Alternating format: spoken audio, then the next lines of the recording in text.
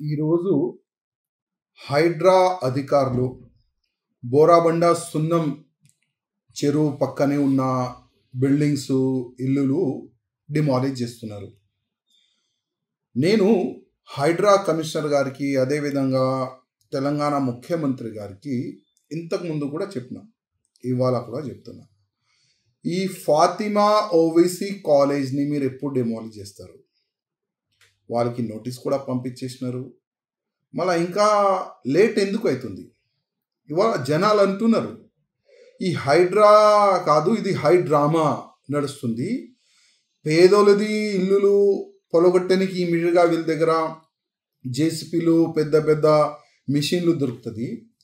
మళ్ళీ ఈ ఫాతిమా కాలేజ్ని పలగొట్టడానికి ఎందుకు ఇంత లేట్ అవుతుంది? ఏదో కాంప్రమైజ్ అయిపోయిందా ముఖ్యమంత్రికి ఎంఐఎంఓలకి?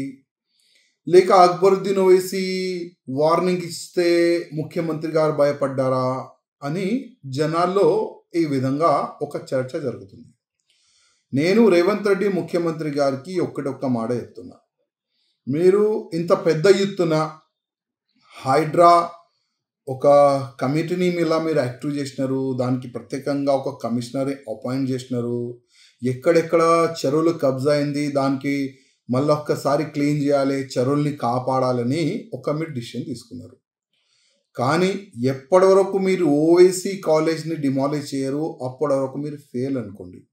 అప్పటి వరకు మీరు ఫెయిల్. ఏ రోజు మీరు ఫాతిమా ఓవైసీ కాలేజ్ని డిమాలిష్ చేస్తారు కదా, మొత్తం తెలంగాణకి మీరు హీరో అవుతారు. నేను ఓపెన్ చెప్తున్నా, మీరు తెలంగాణకి హీరో అవుతారు. ఎందుకంటే గతంలో ఎన్నో ముఖ్యమంత్రులు వచ్చినారు, కానీ ఈ ఓవైసీ బ్రదర్స్కి కుమ్ముకు అయిపోయినారు. ఈ ఓవైసీ బ్రదర్స్కి భయపడి పనిచేసినారు.